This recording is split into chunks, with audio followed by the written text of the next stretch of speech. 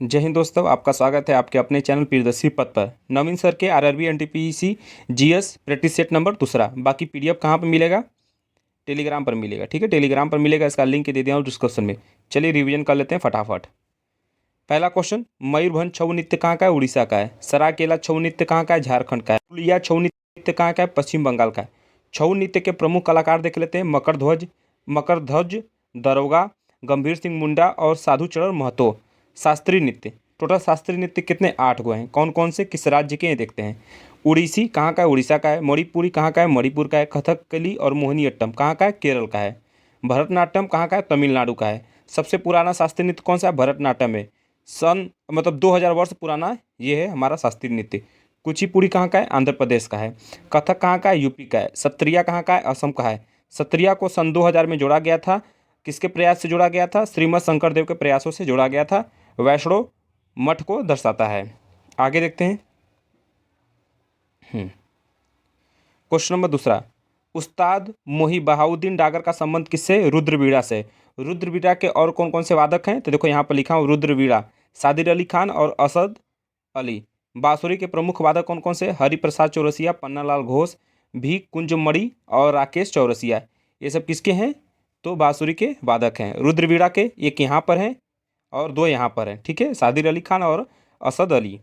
सितार के देख लेते हैं। प्रमुख कलाकार कौन से? पंडित रविशंकर। इन्हें भारत रत्न मिला था कब? 1999 में। इनका एल्बम था कौन सा? वेस्ट मीट्स ईट्स। इन्हें ग्रैमी अवार्ड मिला था कब? 1967 में इन्हें मिला था। ठीक है, कहीं कहीं लिखा था 1968, पर आप दोनों में से कोई भी एक होगा, 1967 चाहे 1968। ठीक है, और सितार के एक वादक और है, हरविंदर कुमार शर्मा। पर मेन सबसे कौन रहता है प्रमुख? पंडित रविशंकर। जितना नवीन से लिखवाए उतना इंपॉर्टेंट है। आगे देखते हैं। तबला के प्रमुख वादक कौन है? जाकिर हुसैन। इन्हें पद्म विभूषण मिला था कब? सन 2023 में। ग्रैमी इन्हें 2 बार मिला था, एक 1992 में मिला था, एक सन 2024 में मिला था। ठीक है, ग्रैमी ने। तीसरा देखते हैं क्वेश्चन, मुख्यालय। ओपेक का मुख्यालय कहाँ है? Vienna, Australia. ठीक है, स्थापना कब हुआ था? 1960 में। आगे देखते हैं। एमनेस्टी इंटरनेशनल, स्थापना 1961। कहाँ पर है इसका हेडक्वार्टर? लंदन में। आईएमएफ का। ठीक है, 1944 में बना था, 1945 से शुरू किया गया था। कहाँ पर है आईएमएफ का मुख्यालय, हेडक्वार्टर? तो वाशिंगटन डीसी, जो कि यूएसए में पड़ता है। डब्ल्यूएचओ का मुख्यालय जिनेवा, स्विट्जरलैंड। जिनेवा कहाँ पड़ता है? स्विट्जरलैंड में पड़ता है। देखो ये 1948 में बना था। जो को प्रमुख लिखे यहाँ पर। यूएनडीपी का मुख्यालय न्यूयॉर्क। यूनिसेफ का मुख्यालय न्यूयॉर्क। आईएलओ का मुख्यालय जिनेवा। डब्ल्यूटीओ का जिनेवा। डब्ल्यूएमओ का मुख्यालय जिनेवा। यहाँ पर अनक्लेड यूएनसीटीएडी का कहाँ मुख्यालय? जिनेवा। देखो ये सब कहाँ पढ़ते हैं? जिनेवा। ये 1 2 3 4 यहाँ पर डब्ल्यूएचओ का भी, डब्ल्यूएचओ वर्ल्ड हेल्थ ऑर्गेनाइजेशन का जिनेवा, स्विट्जरलैंड। यूएनएफसीसीसी कहाँ पर है? वान, जर्मनी में पड़ता है ये। यूएनईपी का मुख्यालय कहाँ? नैरोबी, जो कि केन्या में पड़ता है। यूनेस्को का मुख्यालय कहाँ है? पेरिस में। यूएन का मुख्यालय क्या है? न्यूयॉर्क। ठीक है, अंतर्राष्ट्रीय न्यायालय का मुख्यालय कहाँ पर? द हेग, जो कि पड़ता है कहाँ पर? नीदरलैंड में। आगे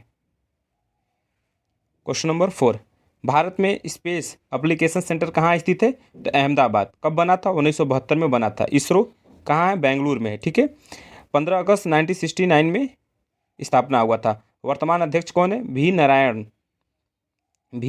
नारायणन। ठीक है, डीआरडीओ, स्थापना 1 जनवरी 1958। हेडक्वार्टर कहाँ पर? नई दिल्ली में। अध्यक्ष कौन है वर्तमान में? तो समीर भी कामंत है। इसका मोटो क्या है डीआरडीओ का? वलस्य मूल विज्ञानम, वलस्य मूल विज्ञानम है। ठीक है, तो इसरो कहाँ पर है? बेंगलुरु में। और डीआरडीओ कहाँ पर है? अरे उधर पड़ता है ना, साउथ साइड में पड़ता है। हेडक्वार्टर कहाँ पर है? नई दिल्ली। आगे बढ़ते हैं। 5वां, भारत में प्रथम परमाणु बम का परीक्षण कब किया गया था? 1974 में किया गया था, मतलब 18 मई 1974 में। उस समय पीएम कौन था? इंदिरा गांधी। राष्ट्रपति कौन था? फरुखुद्दीन अली अहमद था। ठीक है, परमाणु ऊर्जा आयोग कब बना था? 1948 में बना था। देखना, देखो ये कहाँ पर प्रथम परीक्षण हुआ था? पोखरण, जो कि राजस्थान में हुआ है, यहाँ पर हुआ था। राष्ट्रपति हमने देख लिया, उस समय कौन था? कोड क्या था? स्माइलिंग बुद्धा। देखो दूसरा परीक्षण कब हुआ था? 11 या 13 मई को हुआ था 1988 में। उसमें पीएम कौन था? अटल जी थे। राष्ट्रपति कौन था? उसमें KR नारायण थे।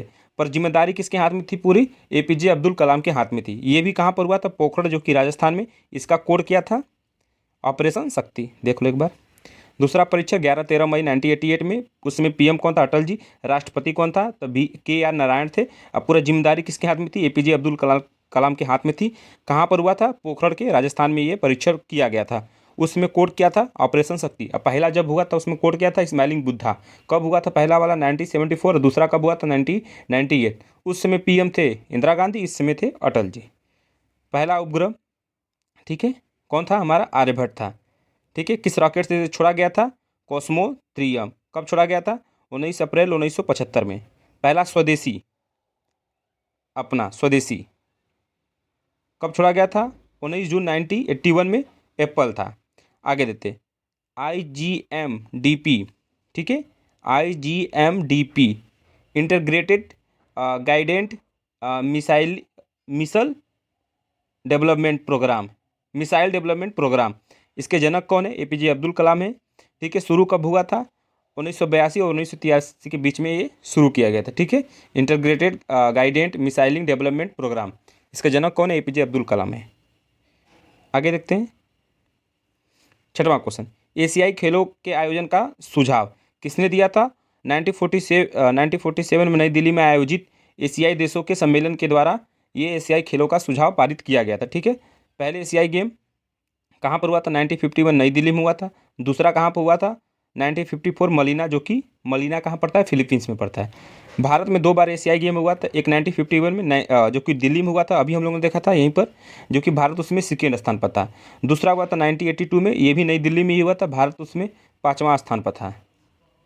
आगे सन 2023 में एशियाई गेम कहाँ पर हुआ था? हांगझू, अरे गजब नाम है, चीन का, चीन में पड़ता है स्थान, हांगझू चीन में पड़ता है। उसमें भारत की रैंक क्या थी? 4th थी। ठीक है, 28 गोल्ड, 38 सिल्वर और 41 ब्राउंज, टोटल कितने? 107 पदक जीते थे। सन 2026 में कहाँ पर होगा?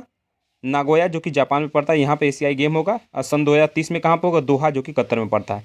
ठीक है, क्वेश्चन नंबर 7वां देखते हैं। चेरनोबिल परमाणु आपदा किस वर्ष में हुई थी? तो 1986 रूस में हुआ था। देखो, भारत में भी एक ट्रेजडी हुआ था ना, मतलब भोपाल गैस त्रासदी, भोपाल गैस, जो कि एमपी में पड़ता है। कब हुआ था? 2 से 3 दिसंबर 1984 में हुआ था। मिथाइल आइसोसाइनाइट गैस लीक हो गया था, इस कारण पूरा एकदम ब्लास्ट हो गया था उस क्षेत्र में। ठीक है, कंपनी कौन सी थी? Uranium carbide. ठीक है, 8वां देखते हैं।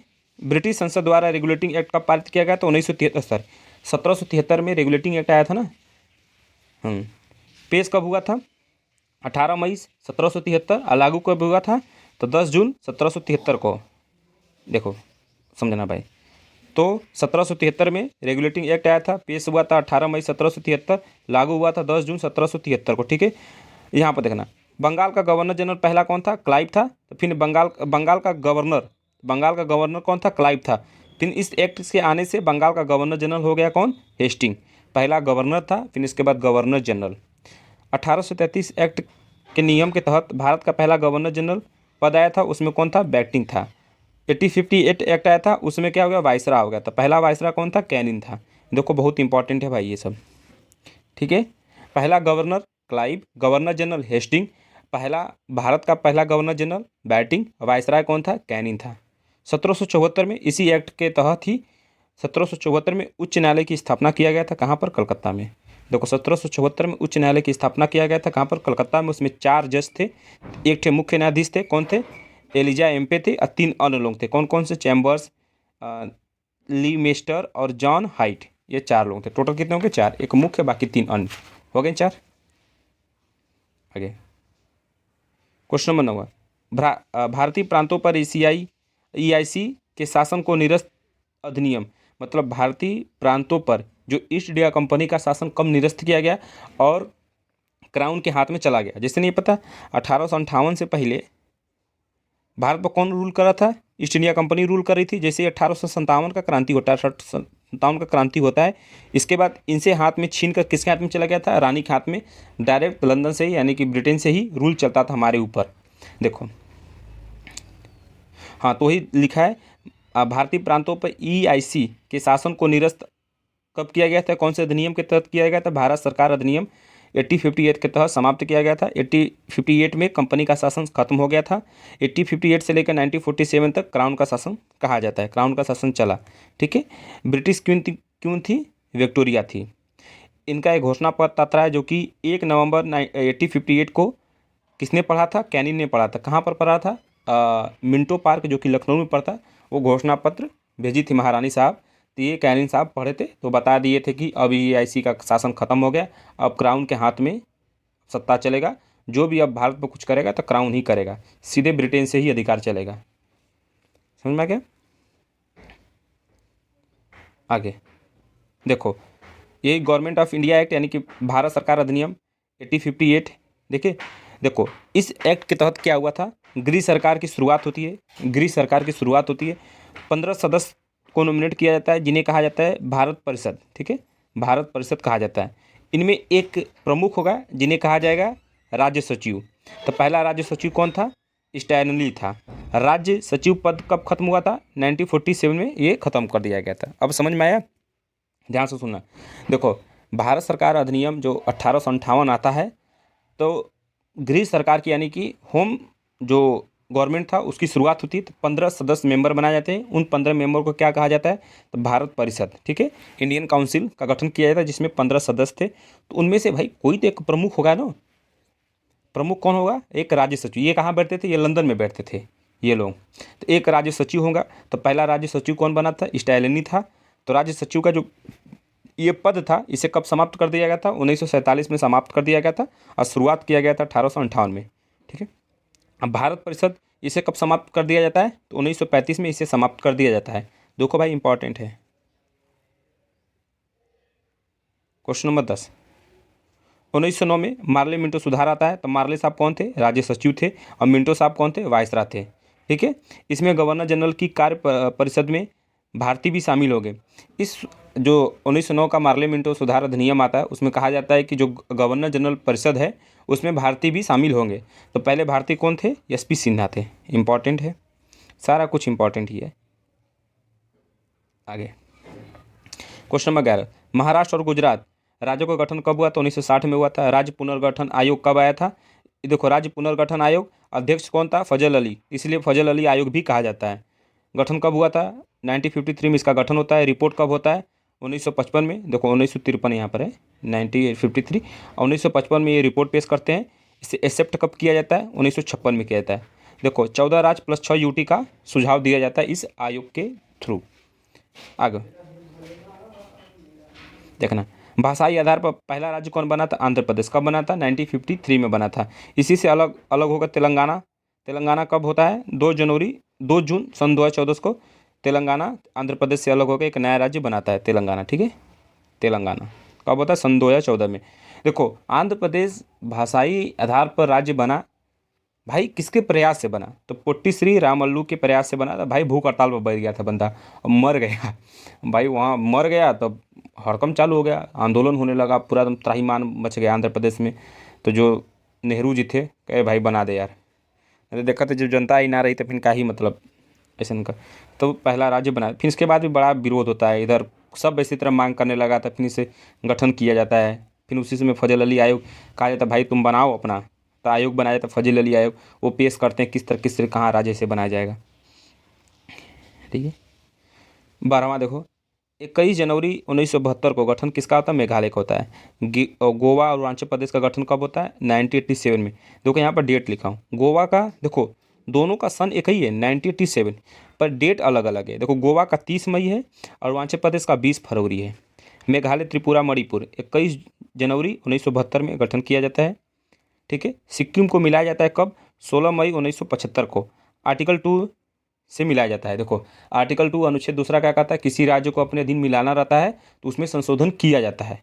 मतलब अनुच्छेद दूसरा ये हमें अधिकार देता है, जैसे किसी को भी, जैसे पाकिस्तान को कल को मिलाना है, मिलाना तो है नहीं, बता रहे हैं एग्जाम्पल में, वैसे लोगों को मिला के क्या होगा, गंदगी होगी।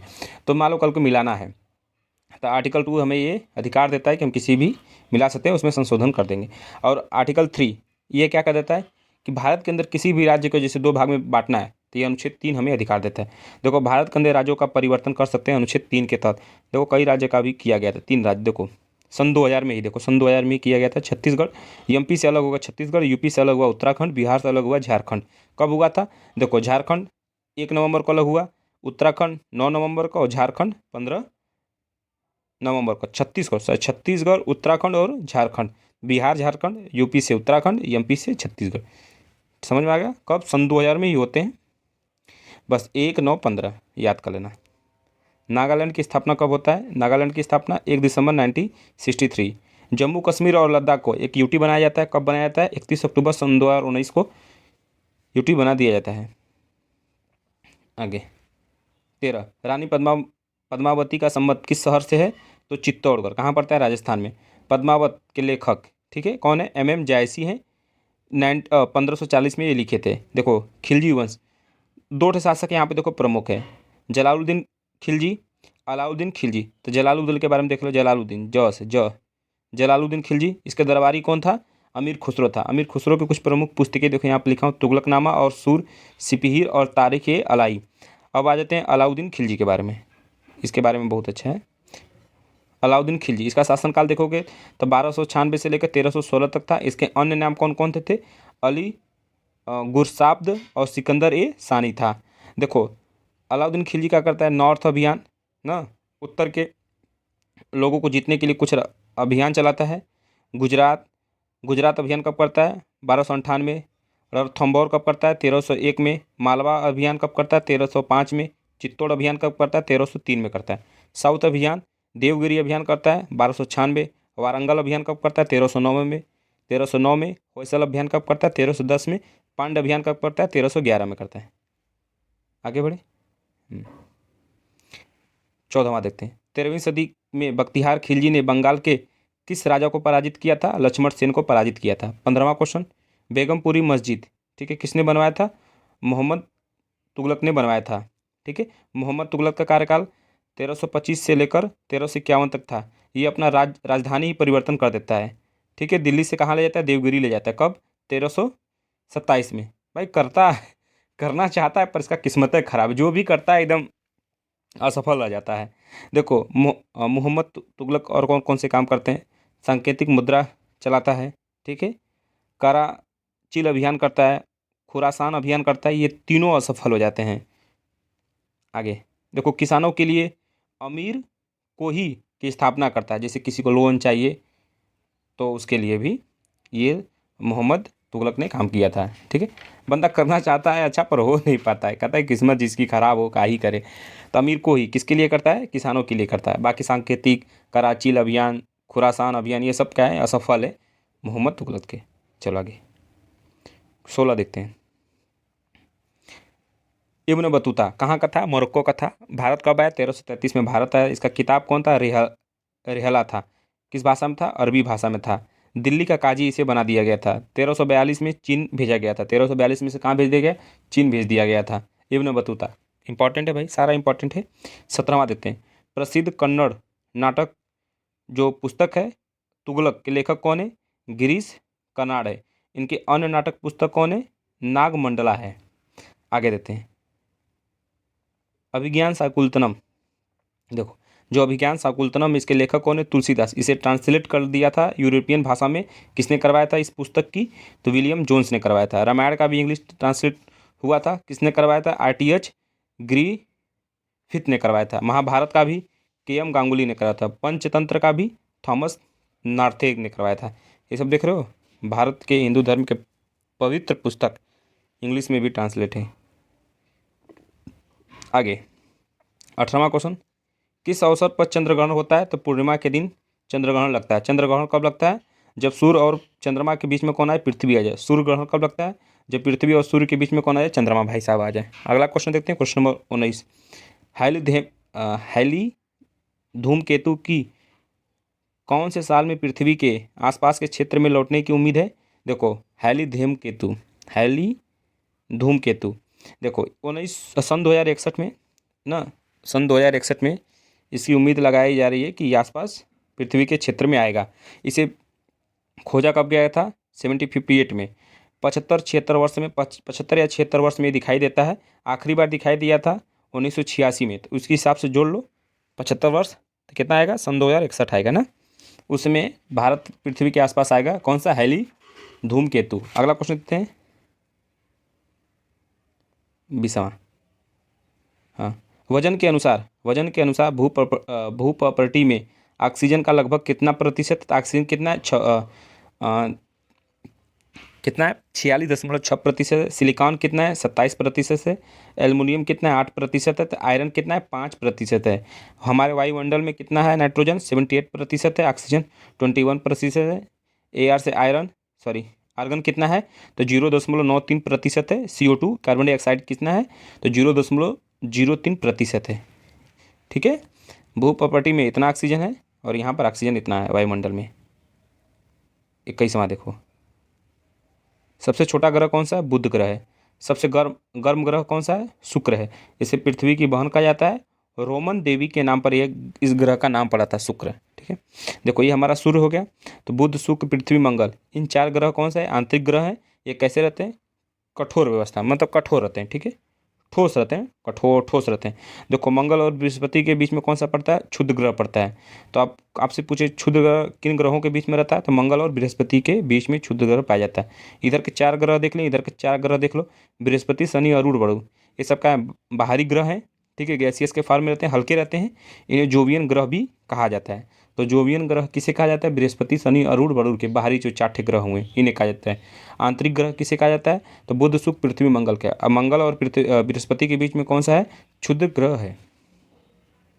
आगे 22वां, पृथ्वी का द्रव्यमान लगभग कितना है, 6×10⁻24 kg है। पृथ्वी का त्रिज्या कितना है, तो 6371 किलोमीटर त्रिज्या है। 23वां क्वेश्चन, उत्पादन के 4 कारक कौन से हैं, भूमि है, श्रम है, पूंजी और उद्यमिता है। इंटरप्रेन्योरशिप ऐसे ही बोला जाता है ना। आगे देते हैं 24वां, the general theory of employment, interest and money. ठीक है, ये पुस्तक है, 1936 में लिखा गया था। किसने लिखा था, जॉन मेनार्ड किन्स ने लिखा था, एडम स्मिथ के द्वारा। एडम स्मिथ कौन है, तो इकोनॉमिक्स के फादर किसे बोला जाता है, एडम स्मिथ को ही बोला जाता है ना। देखो इनकी 2 पुस्तकें हैं, वेल्थ ऑफ नेशन 1776 में लिखे थे। थ्योरी ऑफ मोरल सेंटिमेंट्स कब, 1759 में। एडम स्मिथ की 2 प्रमुख पुस्तकें याद कर लें। ठीक है, वेल्थ ऑफ नेशन और थ्योरी ऑफ मोरल सेंटिमेंट हो गया। 25वां देखते हैं, जिस बाजार में स्पर्धा यानी कि कंपटीशन की कमी हो उसे क्या कहते हैं, तो मोनोपोली करते हैं ना। जैसे मतलब कंपटीशन कम हो, कंपटीशन ही ना हो। जैसे आपने टमाटर की खेती किया, आसपास कोई नहीं टमाटर खेती कर रहा है, उस क्षेत्र में मिलता ही नहीं, तो आप ही का है, कंपटीशन तो ये नहीं, तो आप अपने हिसाब से बेचोगे। हाँ 10 का भैया 15 का नहीं 20 का किलो की बेचो, लेवे का तला नहीं तो मतलब ऐसे ही नहीं कहते हैं भाई। जो सामान कम रहता है मार्केट में देख तो भाई भाव 1 रुपया भी कम नहीं करते हैं, लेना तो लो नहीं तो जाओ, इसी तरह बोलते हैं। देखो 26 वाला क्वेश्चन था, भारतीय आबादी का लगभग 85% लोग किस क्षेत्र पर निर्भर है। ये देखो 85% लोग किस काल की बात हो रही है, तो जब अंग्रेज लोग हमारे भारत पर शासन कर रहे थे, यानी कि औपनिवेशिक भारत, ब्रिटिश काल में औपनिवेशिक भारत बोला जाता है उस काल को। ठीक है, कृषि पर क्षेत्र थे, यानी उस समय 85% लोग कृषि के क्षेत्र पर निर्भर थे। प्राथमिक क्षेत्र में कौन कौन आता है, पशुपालन, वानिकी और मत्स्य पालन आता है। द्वितीय क्षेत्र में, सेकेंडरी क्षेत्र में कौन आता है, विनिर्माण आता है। ठीक है, तीसरे वाले क्षेत्र में, तृतीय क्षेत्र में संचार, परिवहन, बैंकिंग सुविधा और सेवा। जैसे आप मोबाइल से पढ़ रहे हो, क्लास ले रहे हो, क्या तृतीय सेक्टर में आता है, सेवा ही ले रहे हो, जैसे कोई सेवा दे रहा है। 27 देखो, सन 2024 पेरिस ओलंपिक के आधिकारिक नारे क्या थे, गेम्स वाइड ओपन। 33वां ओलंपिक, ठीक है, इसका शुभंकर क्या था, फ्रीज था। इसकी थीम क्या थी, लेट्स मूव एंड सेलिब्रेट। 28 देखो, 38वें राष्ट्रीय खेलों सन 2025 का उद्घाटन किसने किया था, हमारे देश के प्रधानमंत्री श्री नरेंद्र मोदी ने किया था। कहाँ पर, उत्तराखंड में हुआ था। कब से कब तक चला था, 26 जनवरी से लेकर 13 फरवरी के बीच में ये राष्ट्रीय खेल चला था। शुभंकर क्या था, मौली था। आदर्श वाक्य क्या है, संकल्प से शिखर। 2 क्वेश्चन और बचे। हाँ, यहाँ पे देखो, किसानों और उद्यमियों को समर्थन देने के लिए किस राज्य में बाना के योजना शुरू की गई थी? तो मिजोरम में किया गया था। ठीक है, बाना के योजना जो कि किसानों और बिजनेसमैन के लिए समर्थन के लिए ये योजना लाया गया था, किस में था, किस राज्य ने चालू किया था? तो मिजोरम ने किया था। एनटीआर भरोसा पेंशन योजना किसने चालू किया था? आंध्र प्रदेश ने। गृह आधार योजना गोवा ने। आखिरी क्वेश्चन देख लो भाई। तीसरा, भारत की कौन सी महिला बॉक्सर भारत की कौन सी महिला बॉक्सर जिसे तेलंगाना में डीएसपी पद दिया गया था? तो कौन था? निकहत जरीन थे। विश्व चैंपियन गोल्ड मेडलिस्ट है सन 2022 में। ठीक है, देखो मोहम्मद सिराज ये भी क्रिकेटर है, इन्हें भी डीएसपी बनाया गया। कहाँ? तेलंगाना का। दीप्ति शर्मा ये भी क्रिकेटर है, इन्हें भी यूपी का डीएसपी बनाया गया है। देखो मोहम्मद सिराज को बनाया गया था कहाँ? डीएसपी। इसमें दिखाई नहीं देता है, डीएसपी है भाई साहब। ठीक है, बाकी प्रैक्टिस सेट तीसरा आ जाएगा। जय हिंद।